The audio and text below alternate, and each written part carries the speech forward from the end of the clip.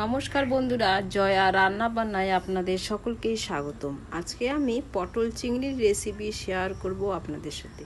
এটা করতে আমি কি নিয়েছি, পটল নিয়েছি আর চিংড়ি মাছ নিয়েছি। চিংড়ি মাছটাকে ভালো করে কেটে বেছে ধুয়ে রেখেছিলাম, লবণ হলুদ মেখে রেখেছি। এরপর গ্যাসে কড়াই বসিয়ে সরষের তেল দিয়ে চিংড়ি মাছটাকে আমি হালকা করে ভেজে নেব। চিংড়ি মাছটাকে বেশি ভাজবো না, কারণ চিংড়ি মাছ বেশি কড়া করে ভাজলে চিংড়ি মাছের যে ফ্লেভারটা সেটা চলে যায়। তো চিংড়ি মাছটা আমার ভাজা হয়ে গেছে, এটা আমি তুলে নিচ্ছি। এরপর ওই তেলেই আমি পটলটা ভেজে নেব।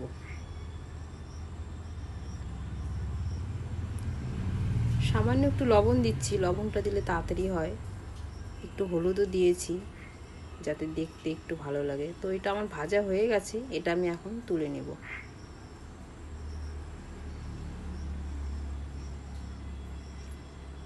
এরপর ওই তেলের মধ্যে সাদা জিরে দিব, পেঁয়াজ কুচি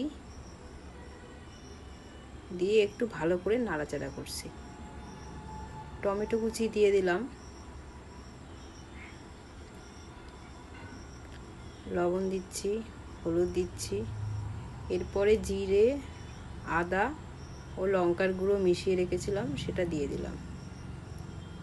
পটলগুলো যে ভেজে রেখেছিলাম, মশলাটা আমার কষানো হয়ে গেছে, মশলাটার মধ্যে আমি পটলগুলো দিচ্ছি। তো পটলগুলো দেওয়া হয়ে গেছে, এবার চিংড়ি মাছটা দিয়ে আমি ভালো করে এটাকে কষিয়ে নেব।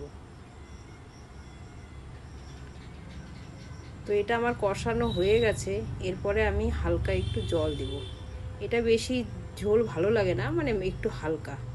তো এটা হয়ে গেছে, আমি গরম মশলা দিয়ে নামিয়ে নিচ্ছি। তো ভিডিওটা কেমন লাগলো, যদি ভালো লেগে থাকে লাইক করবেন, কমেন্ট করবেন, শেয়ার করবেন। ততক্ষণে ভালো থাকবেন, সুস্থ থাকবেন। পরের ভিডিও নিয়ে আবার আসছি।